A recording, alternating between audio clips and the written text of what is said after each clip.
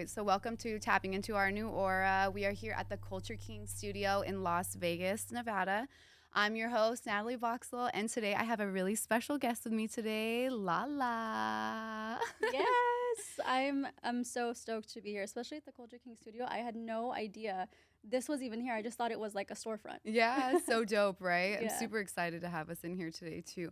So, just a little background about how we met, right? We shot our shot through Instagram, right? Yeah. Just you guys, if you want to make friends and you resonate with other people, I am like a firm believer in energy. And once we started DMing back and forth and I invited you out to my event and you came out, even though you didn't know anyone, we've never met in person. That meant so much to me. And then, from that, now we're here having this conversation. Yes. But one of the things that I do love about you most is your authenticity online with your platform. I think that's really important. Thank But you. besides all that, Panay represent top 100, Yes. right? Billboards all over as well. I love that.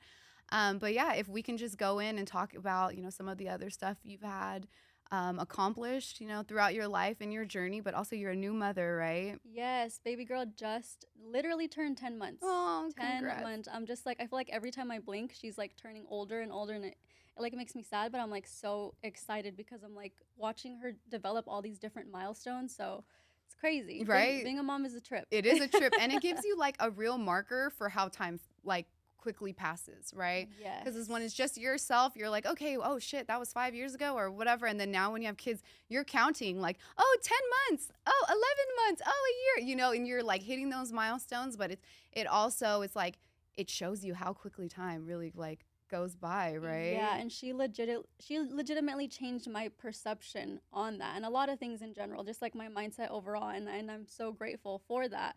But it really does make you realize how fast time can go in literally just a span of a month, not even a full year. Yes. So let's talk about your journey a little bit. I know that you've had some pretty cool styling gigs and you've done a lot of your experiences in fashion. So can you run down some of the stuff that you want to share that's pretty cool that you've been able to accomplish? Yeah, for sure. So fashion has been a big part of my life. I mean, I can run that back to when I was like a literal child, like a little girl. I just loved everything about clothes. And then as I got older, that was just something that never changed. You as you grow up, you're like, oh, I want to be a doctor. Okay, no, I want to be a vet. No, I want to be this. No, I stuck with fashion, and that was something that never left me.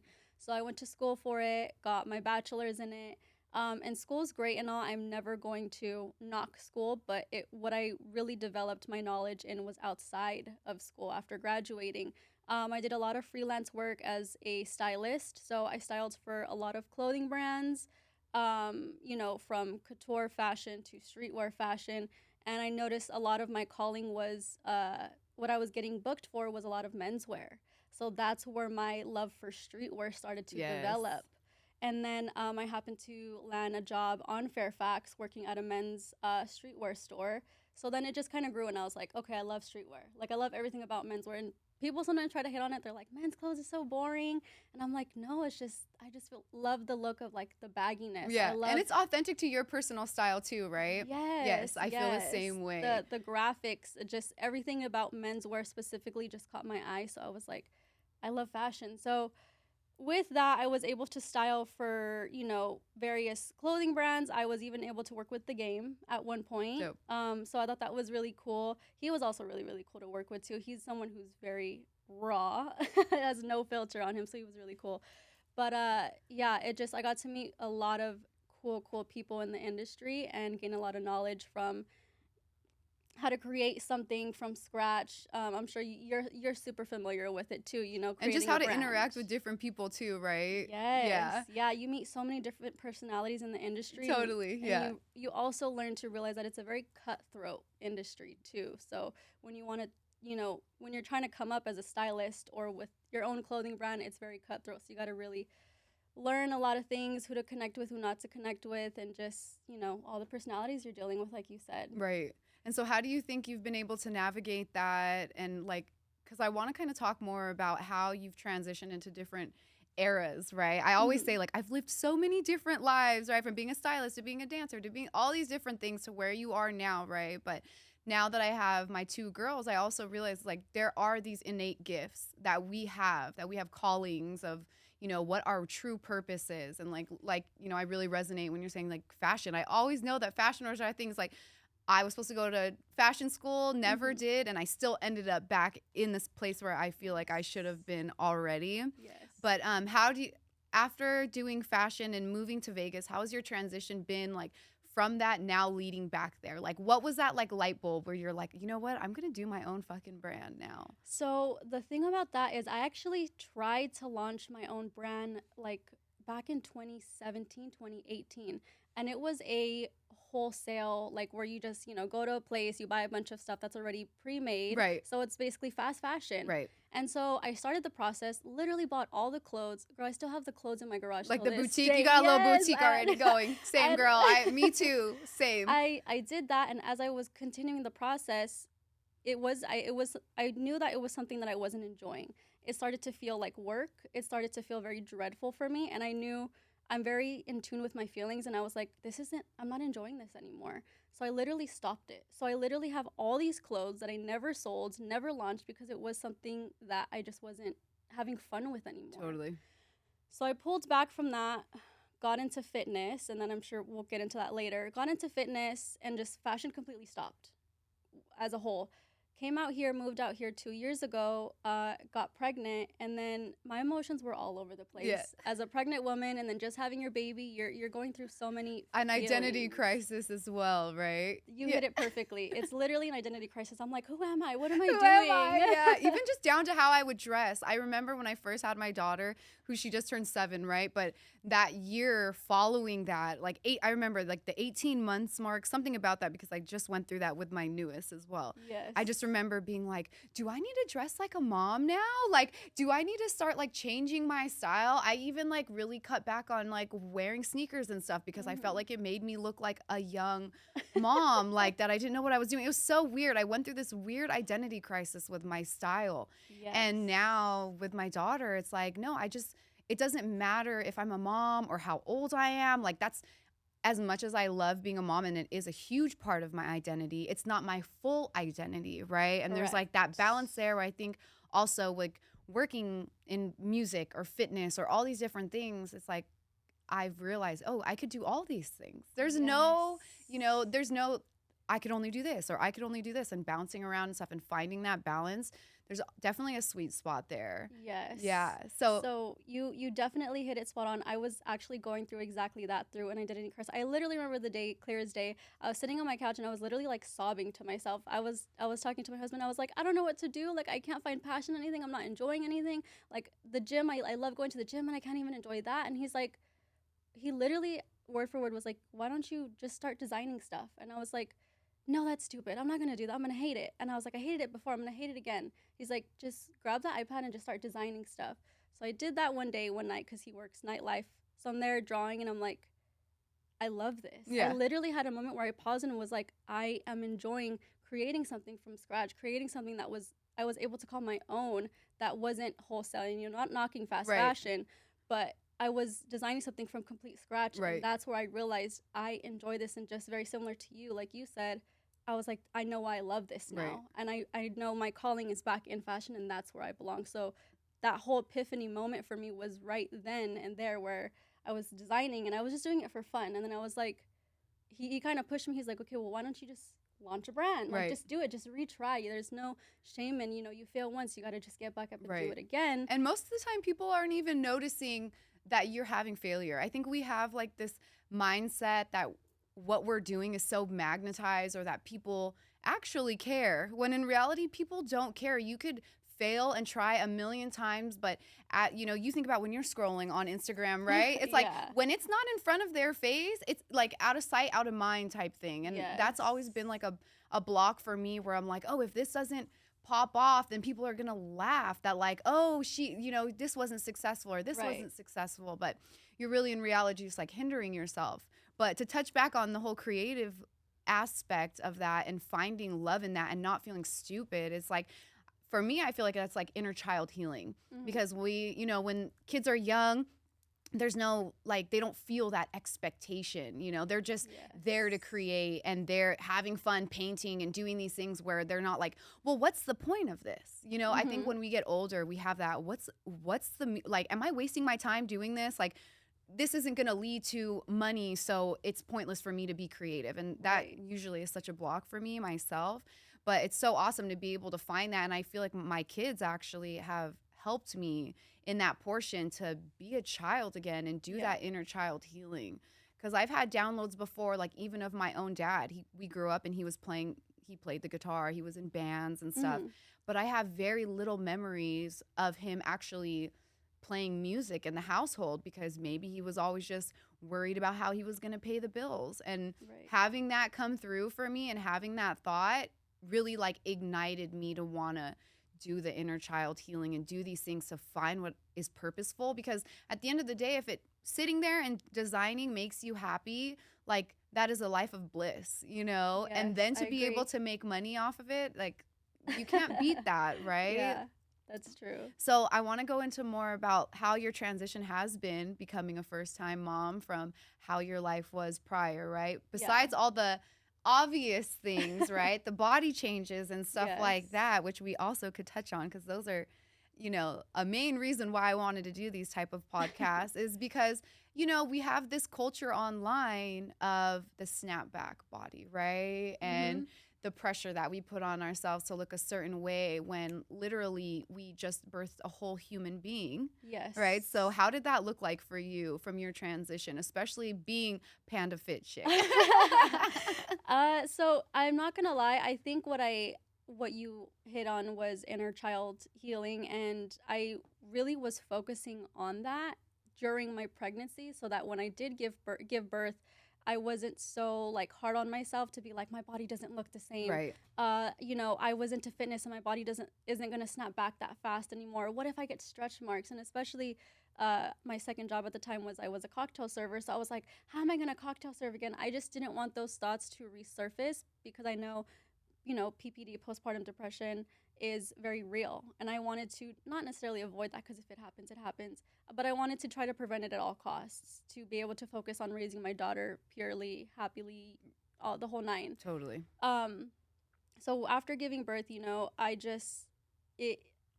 want to say the inner child healing definitely worked for me, but it wasn't something I was so focused on, because I constantly, you know, like manifestation and positive affirmations, I literally would wake up and tell myself, like, you birthed a whole human. Yes, you have to. You have to when you're like looking at your body and you're like, wait, I was 50 pounds. With both of my girls, I gained 50 pounds. Yes, same. So I'm like, I was 50 pounds heavier than this, like with a whole ass child who's sitting right here, healthy and happy. Like, those were my morning affirmations too. I agree. I literally would do the same thing, and I'm like, it takes like, scientifically, it takes a whole year for a woman's body to actually be normal inside and out. So I was like, if our body has to take a year to grow a human, technically, basically close to, and a year to heal, why am I going to belittle myself?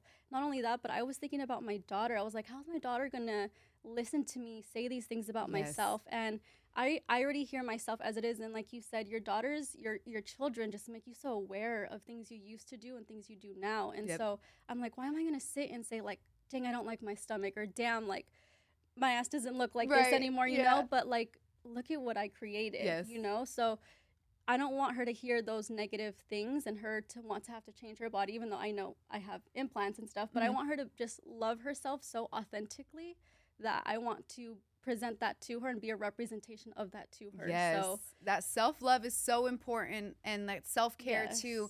Now that, you know, with my first, it was definitely a learning curve in that sense, but that pressure, and it's so true, that timeline, you know, we're like, oh, after a couple of months, my stomach should be flat because look at all these other girls, but they're like comparing themselves to girls who are like getting mommy makeovers after, and that's why they look so snatched up and stuff. So they're like not comparing themselves to realistic expectations whatsoever.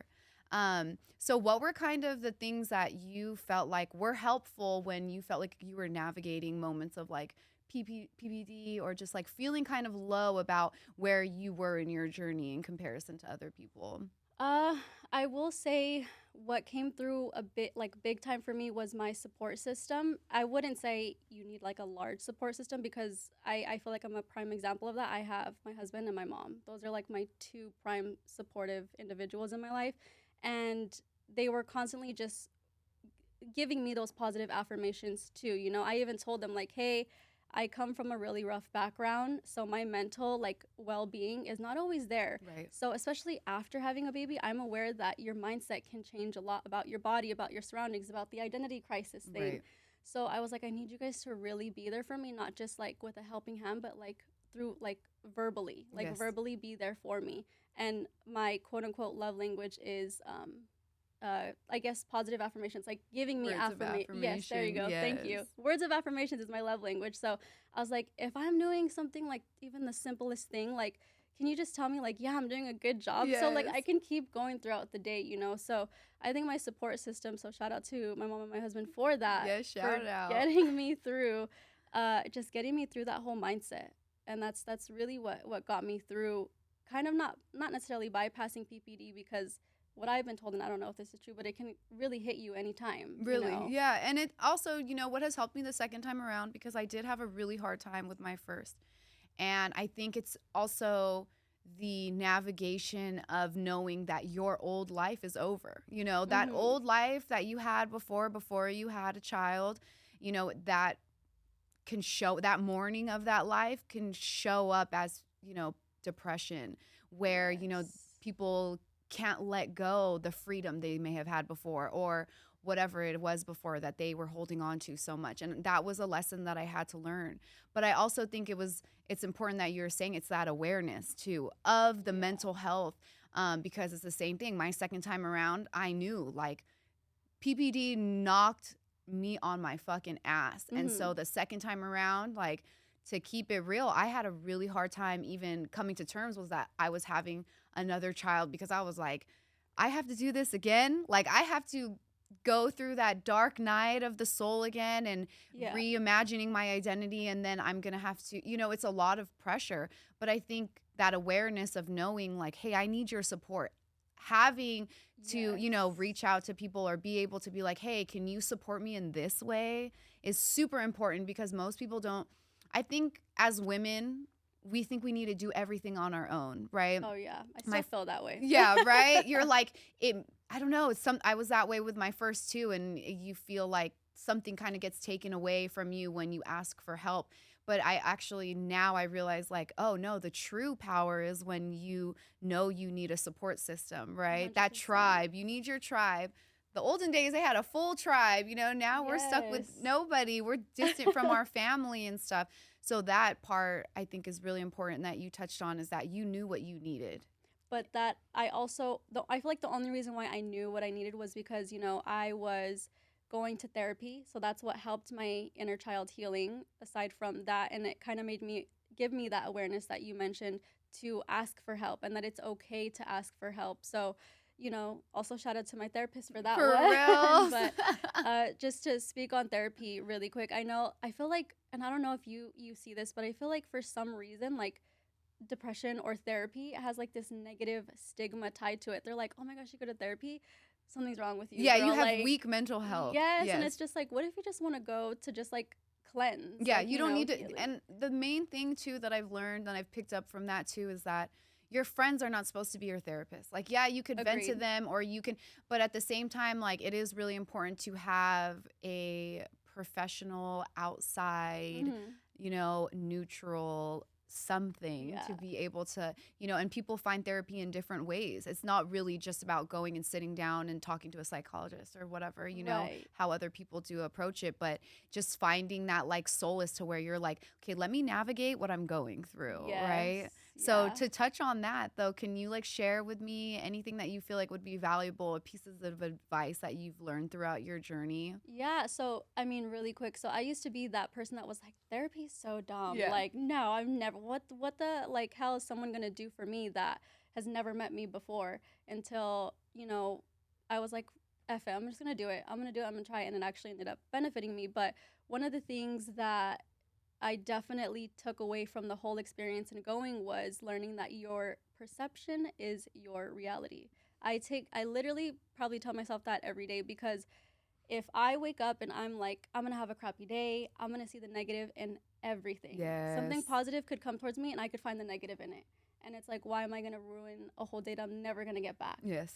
So if I can just find the little itty bit of positive in everything, as cliche as it may sound, I could get a flat tire and be like, you know what, it's fine, it is what it is, instead of like, damn, my day's ruined, like everything is gone to shit, like everything's horrible, it's going to be horrible. Right. But if I can kind of turn that around and change my perception on that, I'm gonna generate more positivity. I'm gonna vibrate at a higher frequency and bring in more positivity to my life, to the situation. I totally agree, and I love that you're sharing that, because that is something that I felt like I always resonated with you too, is like that energy, right? Like if you're bringing positive energy to a situation, you're always gonna get that back, and that's I'm the same way, and I've gotten to the point where now, when things are stressful or I get overwhelmed or overstimulated with the kids too, I'm like, I will take this as I need to breathe. I need to take a breath. Or if something happens or like the schedule gets fucked up or we're running late or whatever, it's like these are like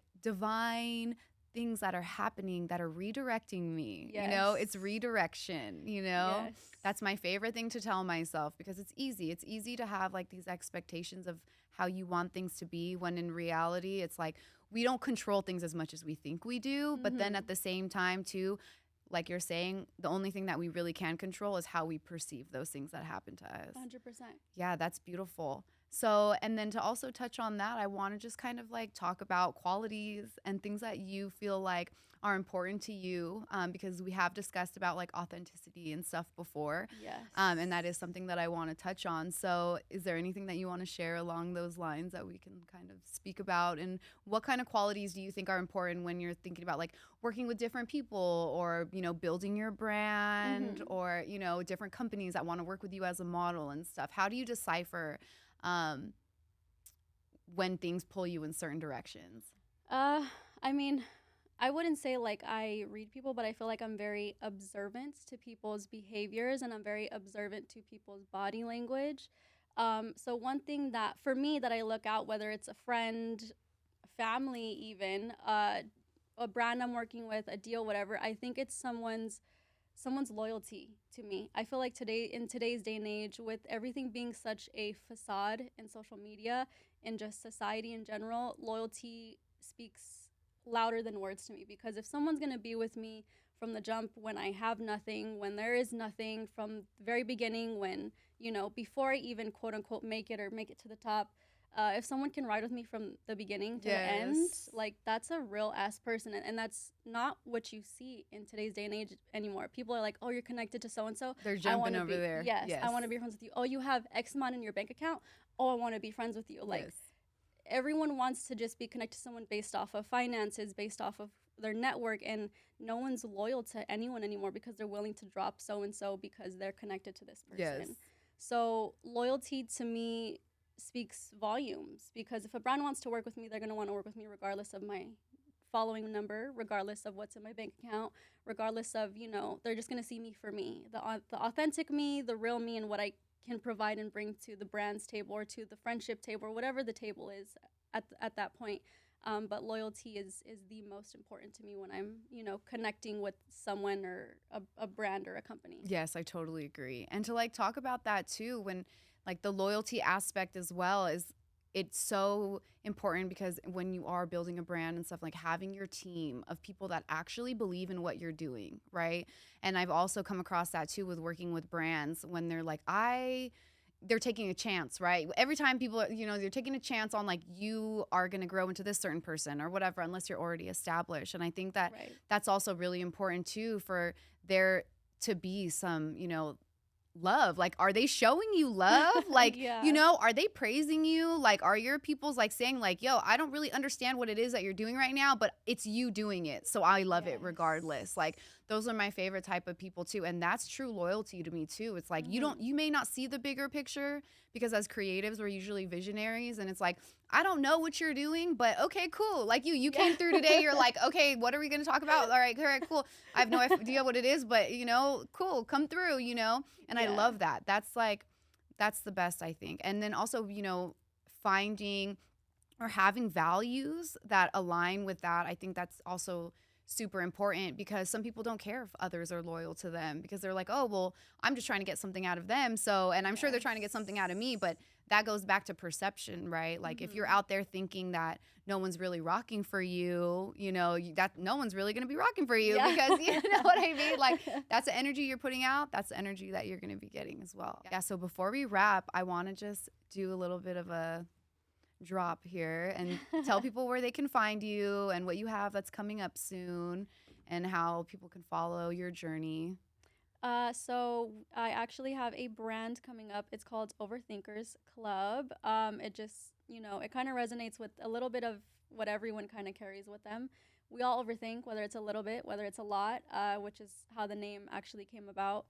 And it's actually a streetwear brand. Love it. It's going to be a unisex brand. So, I feel like, again, in today's culture, women are wearing men's clothes very frequently. I know I was doing it for a very, very long time, and people would look at me like I was crazy shopping in the men's department. Yeah. But it is a streetwear brand, and you can find it at Overthinkers Club Clothing. I actually tried so hard. When you're trying to find like a specific name on Instagram, and it's taken, and someone that does have it has like 0 posts. Yes. 1 follower, following 0, and I'm like, I don't even know if they even have access to this account. If I can reach out and grab this username. Like DMing them? Yeah. I'll be DMing. I'm like, someone has my full name. And I'm like, I'll pay you. Yes. Is that against guidelines? Because I'll pay you for the name, please. Yeah. Yeah, this is totally off track, but I actually tried to change Panda Fit Chick, which is my current username, to my real name, LALA.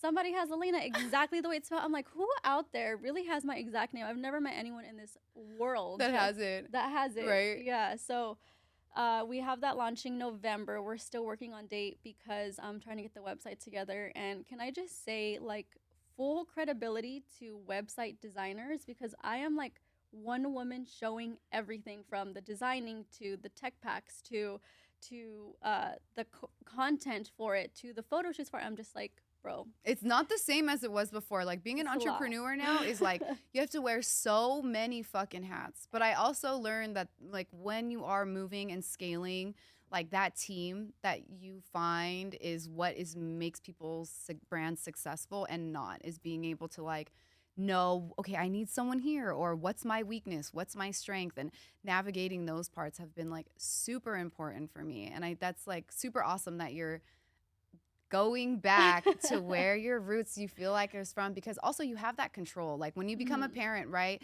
it becomes so, for me, the freedom of time has jumped to the top of my list, because you want to be with your kids, right? Like you have to provide for them. I wanted to break those boundaries just like you did. Like, for example, I was still working as a cocktail server while pregnant. Like I had my belly out in my bikini, and I was like coming out with bottles, and like it was just so different. But I just didn't want to fit that stereotype where like moms have to do this, and when you're pregnant you have to be this. And I was like, no, I'm still my same person, but I have a little person inside of me. I was even telling my boss at the time too. I was like, I have a person in here, so you should be paying me twice. Yes.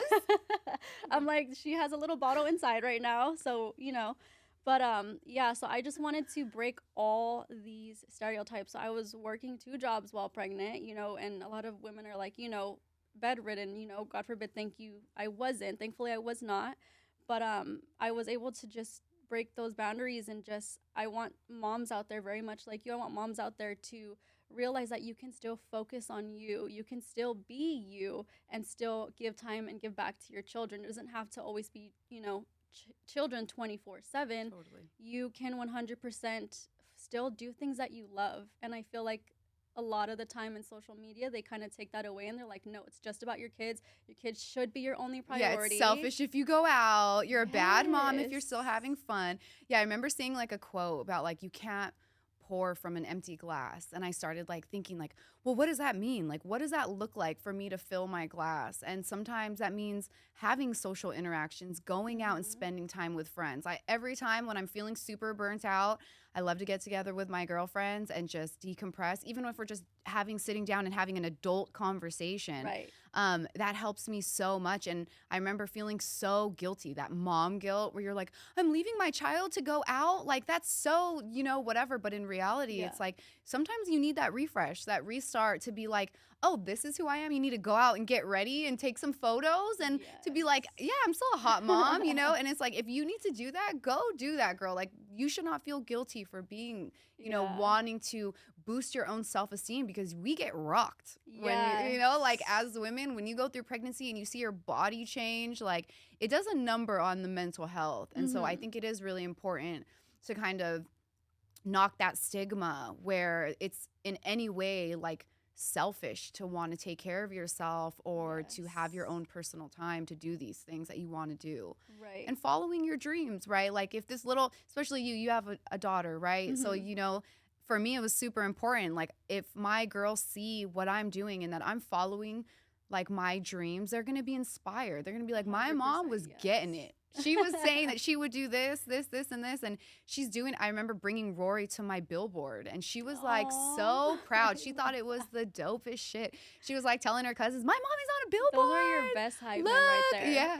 She's my number one hype woman. When I catch myself like, oh man, I have a pimple today or whatever, she'll be like, it's all right, mommy, you're beautiful. You know, and she's at that age now where she could, she could communicate with me in that way. And it makes me feel good because I'm like, oh, I taught her that, you know, to be able to like lift your loved ones up and be able to like I'm definitely a words of affirmation girly too. So for me, when I have that from a little person that I created, it's like the best thing. I think I cannot wait for that stage too, because I want to like talk to my daughter and I'm just like, okay, well, we're not there yet, but it's okay. We're going to get there. Yeah. And then also just helping them navigate their feelings like as a woman too, you know, and it's just, you realize how important it is that this person is watching you and they're using you as an example of how they should live their life. Like I should love myself. I should be gentle with myself. That's the main thing too. I'm super hard on myself. I work really hard. I have super high expectations, borderline perfectionism. And that's why, you know, as a creative, like that's our biggest like fault sometimes, you know, like not wanting to put stuff out until it's perfect. And she always makes like is a reminder that like it's not that big of a deal. Like, you know what I mean? It's really not that big of a deal. Shit will get done. Things will keep moving. Life continues on. And I think that that's such a good takeaway from having kids is that they're being authentic.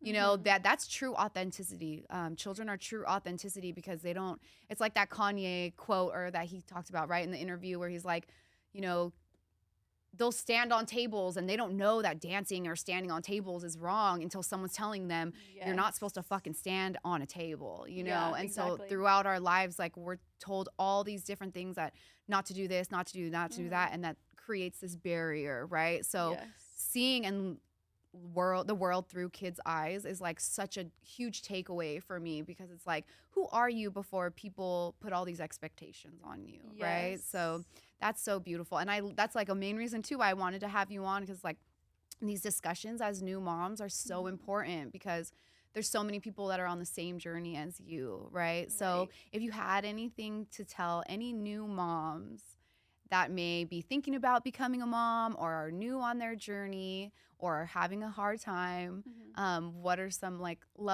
words of affirmation that you can share with them about, you know, getting through to the next day? You know, going back to just my daughter in general as an example, that even though she's 10 months, she's like watching me. She's learning things already. And especially to visually see that everything that I'm doing, she's slowly like starting to mimic. Right? Yes. Yeah. She's literally starting to slowly like mimic certain things. And I'm like, damn, already at like 10 months, this is insane. So I think just using her as a constant reminder, and I feel like before her, I was always like, yeah, positive affirmations, but no, until having her and seeing someone like that I created and that was inside my body, you know, is going to watch every little thing that I'm doing. I was like, I wanted to be more aware of how to love myself, how to treat myself, how to speak to myself, even if it's out loud or even in my head. Yes. So just honestly, her just being herself is a constant reminder to me to just love myself a little bit more. But I think the most important thing out of everything is to, I say this to one of my other friends who's also a first-time mom. She just had her baby maybe like 2 months before me.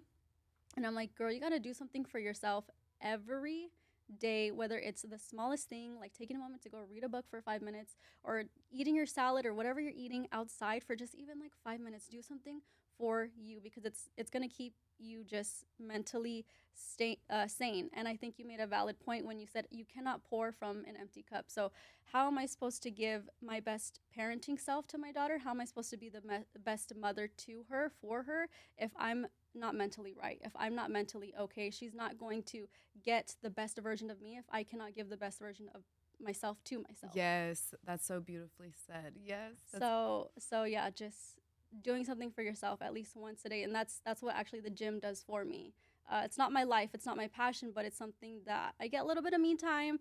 I get to focus on me, and then I come back, and that's how I pour my cup so that I'm able to pour my daughter's cup. Yes. And I just, even like the things like the energy levels and stuff like that contribute to being there. But I totally agree. I always think about that, like what kind of mommy do I want to be, and there's days where I'm all stressed out or I'm overwhelmed and I'm looking at my phone or some shit happened with production, so I'm like, doing all this stuff, and I'll remember memories of like when my daughter was younger and she'd come up to me and she'd be like, mommy, can you, and I'd be like, just wait, hold on, you know what I mean? And I'm like, she has no idea, or does she give a fuck about the tags were backwards? Like, she don't care. Like, those things don't matter, but she'll remember how I acted towards her, Yes, and I think that's like a very vital point. But this has been a beautiful conversation. I'm so excited that I was able to get you in here today. Thank you for having me. This was amazing. When you told me about it, I was like, hell yeah, like let's fucking do it. Yeah. And also too, yeah, you've just been such an inspiration for me,